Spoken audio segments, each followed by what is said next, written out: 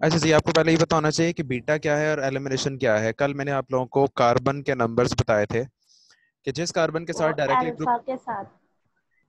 Alpha के साथ वाला बीटा था। हाँ हाँ, जिस कार्बन के साथ ग्रुप लगा हो वो अल्फा, अल्फा के साथ वाला बीटा, और बीटा से अगले वाला गैमा, और गैमा से अगले वाला सिग्मा। तो खैर बीटा सिग्मा। कार्बन वो है जो अल्फा के साथ वाला कार्बन होगा।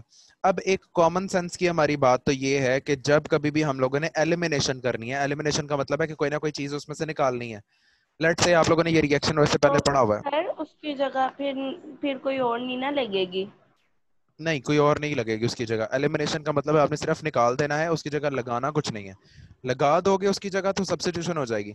सब्स्टिट्यूशन की जगह एक चीज निकल जाती है और उसकी जगह पे आके लग जाती है ना। तो एलिमिनेशन के अंदर ऐसा नहीं होता। एलिमिनेशन के अंदर चीज जो निकल जाती है वो बस निकल जाती है, बॉन्ड डबल हो जाती है, लेकिन चीज निकल जाती है। हम लोगों ने रिएक्शन पढ़ा हुआ है, let's say CH3 CH2 and Br। इसके अंदर आपने let's say potassium hydroxide add कर दिया।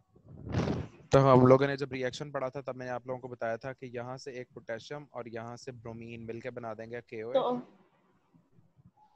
और दूसरी साइड से अगर आप देखो ये वाला हाइड्रोक्सी, ये ये अल्कीन वाला में पड़ा था ना, जी जी, अल्कीन वाले में पढ़ा था, ये बना देगा वाटर। उसकी तैयारी में।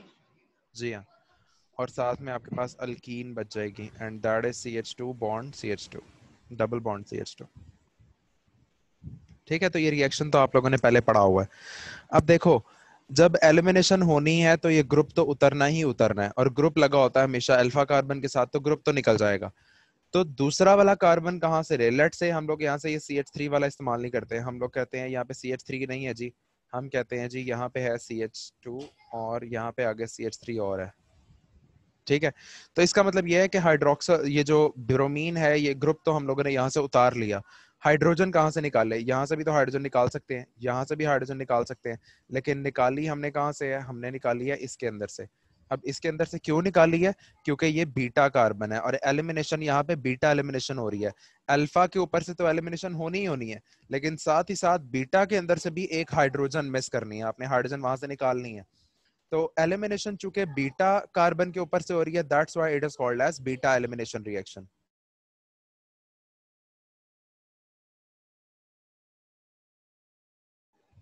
तो इसी वजह से हम लोग इस एलिमिनेशन को बोलते हैं बीटा एलिमिनेशन। पोटेशियम हाइड्रोक्साइड की प्रेजेंस के अंदर होती है। जिस तरह से हम लोगों ने, ये मैंने आपको सिंपल सा रिएक्शन पुराना वाला याद करा दिया है, इसको आगे प्रॉपर तरीके से हम लोग देखेंगे ओरिजिनली ये मैकेनिज्म हो कैसे रहा होता है और ये रिएक्शन होता कैसे है। तो उसके लिए अब हम लोग क्या करते हैं, देखो ये आपको सिंपल सा उसने बताया हुआ है ये रिएक्शन लिख के।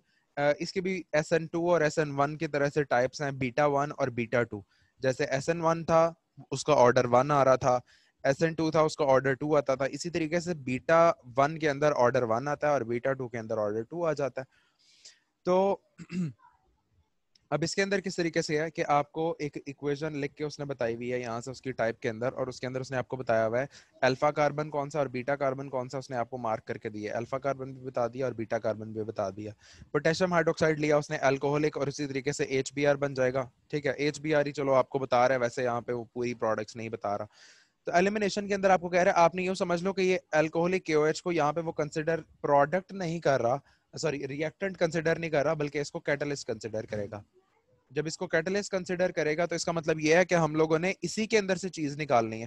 तो इसी के अंदर से हम लोग चीज कौन कौन से निकालेंगे, यहाँ से ब्रोमीन निकाल लेंगे, एक सेकेंड, यहाँ से ब्रोमीन निकाल लेंगे, यहाँ से हाइड्रोजन निकाल देंगे, तो HBr आपके पास सेपरेट बन जाएगा। तो ये KOH का कुछ भी नहीं करना।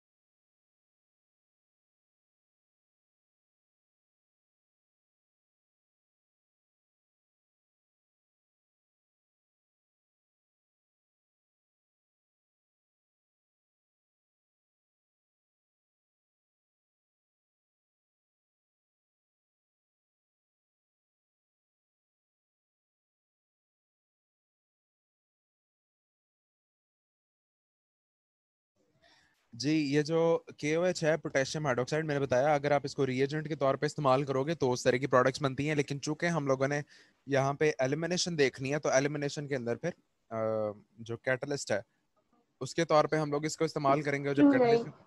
जी जी। इसको हम साथ लिख लेंगे तो फिर हम इधर से वोटर और साथ के भी आर नहीं बना सकते। इस वही तो मैं बता रहा हूँ, इस रिएक्शन के अंदर आपने KOH को एज कैटलिस्ट इस्तेमाल करना है, रिएजेंट इस्तेमाल नहीं करना।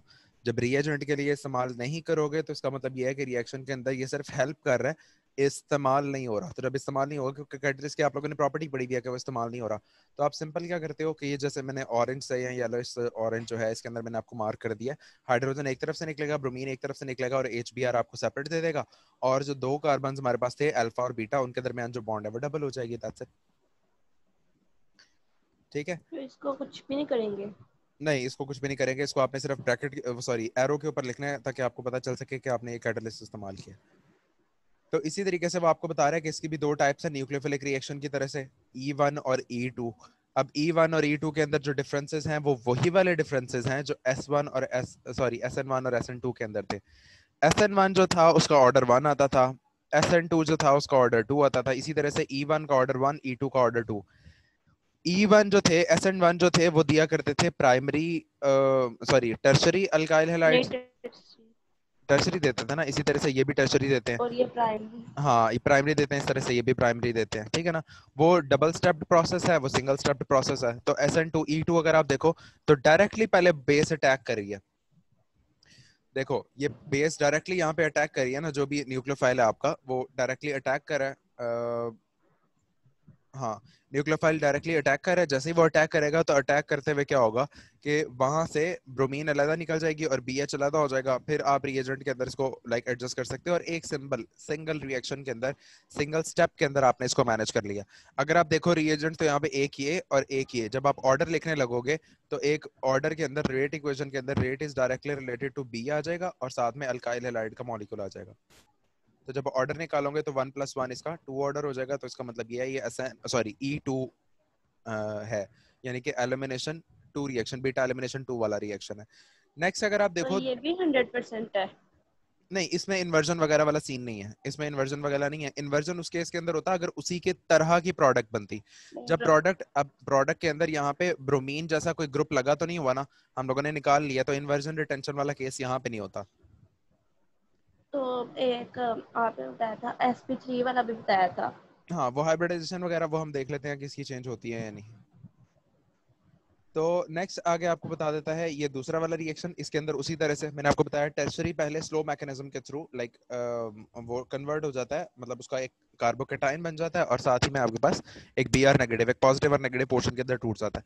अब ये जो पॉजिटिव पोर्शन है it will be attacked by OH negative. जैसे ही वो उसके ऊपर अटैक करेगा तो हाइड्रोजन लेके वो सेपरेट हो जाएगा, दरमियान की बॉन्ड डबल हो जाएगी। तो प्रोडक्ट आपके पास उसी तरह की बनी है, और बाकी इसी तरह सही है। पता चल गया इसका। तो इस तरह से E2 और E1 के जो मैकेनिज्म है और वो सारी चीजें उसी के मुताबिक ही हैं। नेक्स्ट आगे आपको ना ये कुछ एग्जांपल बताता है E1 और E2 के अंदर। अब इसके अंदर हो क्या रहा है कि न्यूक्लियोफाइल अटैक करता है, और अटैक करने के बाद आपको प्रोडक्ट बना के निकाल देता है, ठीक है। अब इसकी कुछ एग्जांपल दी हुई है, जैसे देखो OH अटैक करेगा इसके ऊपर तो OH उसकी जगह पे जाके लग जाएगा, ब्रोमीन वहां से निकल जाएगा। आयोडीन अटैक करेगा तो आयोडीन उसकी जगह पे जाके निकल जाएगा, ब्रोमीन निकल जाएगा, ठीक है। इसी तरीके से साइनाइड, नाइट्रो या जो भी ये जितने भी हैं ये सारे के सारे अटैक करते जाते हैं और पिछली वाली चीज को निकालते चले जाते हैं। अलबत्ता इसके अंदर जो डिफरेंस है वो इस एक पोर्शन में आता है, इस वाले में, इस वाली जगह के ऊपर थोड़ा सा डिफरेंस आता है। डिफरेंस क्या आता है कि अगर आप देखो CH3CH2Br इसके अंदर आगे अटैक कर रहा है NH3। इसके अंदर क्या होता है कि एक हाइड्रोजन निकलता है, मतलब आपने HBr यहाँ पे बनाना है। HBr किस तरीके से बनाना है ये मैं आप लोगों को दिखा देता हूँ। देखो जरा, NH3 के ऊपर से एक हाइड्रोजन यहाँ से निकल जाएगा, ब्रोमीन यहाँ से निकल जाएगा, और NH2 उसके साथ लग गया, ये आपके पास प्रोडक्ट बन गई। अब ये जो NH2 वाली प्रोडक्ट है ये दोबारा अटैक करेगी एक नॉर्मल अल्काइल हाइड्राइड के मॉलिक्यूल के ऊपर। यहाँ से एक हाइड्रोजन अगेन निकलेगा और यहाँ से एक ब्रोमीन अगेन निकलेगा, HBr अलग बना देगा, ठीक है। फिर यही वाली जो दो एक हाइड्रोजन वाली जो प्रोडक्ट है वो अब इसके ऊपर अटैक करेगी एक नॉर्मल अल्काइल हैलाइड के ऊपर। यहाँ से दोबारा एक हाइड्रोजन, दोबारा एक ब्रोमीन, HBr बन जाएगा और आपके पास साथ में एक टर्शरी मिथाइलअमीन बन जाएगा। ठीक है, और फिर क्या होता है इसके बाद भी ये रिएक्शन यहाँ पे भी नहीं रुकता। अभी देखो ना, ये नाइट्रोजन के ऊपर एक लोन पेयर बाकी है। ये लोन पेयर क्या करता है, अब इस लोन पेयर की वजह से ये उसके साथ जाके इस तरह से अटैच होती है कि ब्रोमीन यहाँ से निकल जाता है अकेला सेपरेट। जब ब्रोमीन अकेला सेपरेट निकल जाएगा और रिमेनिंग जो कंपाउंड है वो जाके उसके साथ अटैच होगा, यानी कि यहाँ पे एक मॉलिक्यूल ये है और 3 मॉलिक्यूल्स इसके यहाँ पे अटैच्ड हैं, तो 4 वाला जब मॉलिक्यूल्स बनेगा तो क्वार्टरनरी इथाइल अमोनियम आइन बनेगा। ये एक न्यूट्रल कंपाउंड नहीं है, ये एक आइन है और एक हाईली पॉजिटिव आइन है, और जो है चूंकि इसने अपने साथ 4 इथाइल के मॉलिक्यूल्स को अटैच करवाया हुआ है। ठीक है, तो जब आप इसको अपने तरीके से कर लेते हो तो यहाँ पे जाकर रिएक्शन खत्म होता है, जहाँ पे जाके फाइनल आपके पास एक ब्रोमीन का मॉलिक्यूल बन जाता है। तो इस तरह से आपके पास एक रिएक्शन के थ्रू लाइक एक चेन रिएक्शन चलता है और इसके अंदर आपके पास कुछ 4-5 प्रोडक्ट्स आ जाती है। इथाइल अमीन, डाई इथाइल अमीन, ट्राई इथाइल अमीन और क्वार्टरनरी इथाइल अमोनियम आइन। पहले वाले तीनों के अंदर हम अमाइन इस्तेमाल कर रहे हैं क्योंकि ये तीनों न्यूट्रल स्पीशीज हैं इसकी, लेकिन जो चौथा वाला है उसके अंदर हम लोग इसका एक आयन प्रॉपर बना के बता रहे हैं। इसका एक प्रॉपर आपके पास आयन बन रहा है, तो जब आयन बन रहा है तो उसके लिए आप इसको इसकी fourth product quaternary ethyl ammonium ion बताते हो, ना कि कंप्लीट। ठीक है, नेक्स्ट आगे हमारे पास आ जाते हैं इसी तरह के वो SH वाला ग्रुप है, ब्रोमीन वहां से निकल जाएगा, थायनाइल वाला ग्रुप है, और नेक्स्ट वाले के अंदर अगर वो निकल जाता है रिएक्शन तो वो सोडियम जो है वो ब्रोमीन लेके वहां से, जो सोडियम सॉल्ट हो जाता है किसी एसिड का, तो सोडियम वहां से ब्रोमीन लेके सेपरेट हो जाएगा और आपके पास एक इसका वो एसीटेट ईथर बन जाएगा, एस्टर बन जाता है ऑब्वियसली। नेक्स्ट आगे इसके कुछ रिएक्शंस हैं, और ये रिएक्शंस हम इंशाल्लाह ग्रिग्नार्ड रीजन, बल्कि मैं कहता हूँ ये कर ही लेते हैं, मेरा ख्याल है रिएक्शन ये 3-4 हैं, ये हम लोगों ने पहले पढ़े हुए हैं कि ये किस तरह से हुए हैं। वुड सिंथेसिस और वुड रिएक्शन हम लोगों ने किया हुआ है, याद करो जब हम लोगों ने मिथाइल से इथाइल बनाया था, सॉरी मीथेन से इथेन बनाई थी, तब भी हमने ये रिएक्शन पढ़ा। फिर उसके बाद हम लोगों ने एक आध जगह पे और भी इस पिछले चैप्टर के अंदर मोस्ट प्रोबेबली एक जगह पे ये रिएक्शन पढ़ा है, और आज फिर हम अब ये वाला रिएक्शन पढ़ रहे हैं। इसके अंदर हम क्या करते हैं, 2 अल्काइल हैलाइड के मॉलिक्यूल लेते हैं और सोडियम और ईथर की प्रेजेंस के अंदर नॉर्मल अल्केन ले लेते हैं। कार्बन नंबर अगर बढ़ाना हो तो आप ये वाला रिएक्शन इस्तेमाल करते हो। ठीक है ना, तो देख लो आप लोग सामने, आपको नजर आ रहा है कि 2 सोडियम्स आप लोगों ने ले लिए। एक सेकंड, ये रहे तो आपके पास सोडियम्स, तो दोनों क्लोरीन्स लेके, बल्कि यहाँ पे क्लोरीन है, दोनों क्लोरीन्स लेके NaCl बना देंगे, और जितने single single CH2 CH3 CH2 था या फिर CH3 CH2 था, इन दोनों को इकट्ठा करके आप लोगों ने ब्यूटेन बना लिया। सिंपल सा रिएक्शन है। रिडक्शन ऑफ अल्काइल हैलाइड आपकी बुक का ये दूसरा रिएक्शन है, जितना को मुझे याद पड़ रहा है। प्रेपरेशन ऑफ अल्केन के अंदर जब आप लोगों ने अल्केन बनानी होती है तो उसके अंदर दूसरा रिएक्शन लिखा हुआ है कि आप अल्काइल हैलाइड के अंदर जिंक और HCl ऐड करते हो। मैंने आपको बताया चैप्टर 8 अच्छे तरीके से प्रिपेयर करो, अगर आपने वो प्रिपेयर किया हुआ है तो इसका मतलब आपने ये सारा ही अच्छे तरीके से प्रिपेयर कर लिया। तो अब तो ये रिएक्शन भी इससे सेम। फिर ZnCl2 और yes yes yes yes yes, बिल्कुल ऐसे CH3। जिंक और HCl आपने ऐड करा दिया। ये जो, एक सेकंड में आपको मार्क कर दूं ताकि समझ आ जाए, Zn, एक ये वाली क्लोरीन और एक ये वाली क्लोरीन ZnCl2, पीछे आपके पास बचेगा ये हाइड्रोजन, इस हाइड्रोजन को उठा के इसके अंदर डालो तो आपके पास वही प्रोडक्ट बन जाएगी, सिंपल। तो ये दोनों रिएक्शंस हम लोगों ने पहले बरल किए हुए हैं। तीसरा रिएक्शन है रिएक्शन विद, उसमें उसमें CH3 बना था ना। हाँ उसमें CH3 इसलिए बना था क्योंकि यहाँ पे उसने 2 कार्बन इस्तेमाल किए थे, हमने यहाँ पे 3 कार्बन इस्तेमाल किए तो 3 वाला बनेगा। 10 इस्तेमाल करोगे 10 वाला बनेगा। जितने कार्बन आप इस्तेमाल करोगे प्रोडक्ट उतने कार्बन वाली, जितने कार्बन वाला अल्काइल हैलाइड लोगे उतने कार्बन वाली प्रोडक्ट बन जाएगी। तो नेक्स्ट हमारे पास आ जाता है reaction with sodium lead alloy Na4Pb। अब इसके साथ भी तकरीबन वही वाला काम होता है जो पीछे हुआ है, लेकिन एब्रप्टली काम होगा। देखो इसके अंदर Na4Pb के अंदर आप क्या करते हो, सोडियम लेड एलॉय है ये ऑब्वियसली, लेड का एक मॉलिक्यूल 4 सोडियम्स को अपनी जगह अटैच किया हुआ है, तो आप क्या करते हो इसके अंदर 4 अटैच करा देते हो, 4 लगा देते हो, लाइक एक सेकंड में थोड़ा सा जूम कर लूं। 4 इसके अंदर आप अल्काइल हैलाइड के मॉलिक्यूल लगा देते हो। जब 4 अल्काइल हैलाइड के मॉलिक्यूल लगाओगे तो 4 सोडियम्स 4 क्लोरीन्स लेके 4 NaCl बना देंगे। 4 NaCl बन गया आपके पास। पीछे जो चीज आपके पास बचेगी लेड के साथ वो 4 मिथाइल अटैच करा दो, तो ये हमारे पास बनेगा टेट्रा मिथाइल लेड। ठीक है, और इसी तरह से अगर आप इसके अंदर मिथाइल ग्रुप इस्तेमाल कर लो CH3 CH2 वाला, तो 4 क्लोरीन्स और 4 सोडियम्स, ये बन जाएगा Cl तो बनेगा ही बनेगा, और साथ में लेड के साथ 4 इथाइल बन जाएंगे, तो ये हमारे पास बनेगा tetra ethyl lead, TEL tetra ethyl lead बन जाएगा। अब ये जो टेल है, ये कहाँ पे हम लोगों ने पढ़ा था प्रीवियस चैप्टर्स के अंदर? हम लोग टेल कहीं पढ़ चुके हैं, टेट्राइथाइलाइड क्या चीज होती है? वो 7 में शायद पढ़ा था। जी, चैप्टर 7 के अंदर हम लोगों ने पढ़ा था कि हम लोग एक वो कर रहे थे, जब हम लोगों ने एंटी नॉकिंग एजेंट के तौर पे किया था, तो एंटी नॉकिंग एजेंट के अंदर हम लोगों ने देखा था कि हम वहाँ पे टेल डाला करते थे, टेट्राइथाइलाइड, लेकिन फिर इसको बैन कर दिया गया था और रिफॉर्मिंग के जरिए से हम ऑक्टेन नंबर बेहतर किया करते थे, ठीक है ना?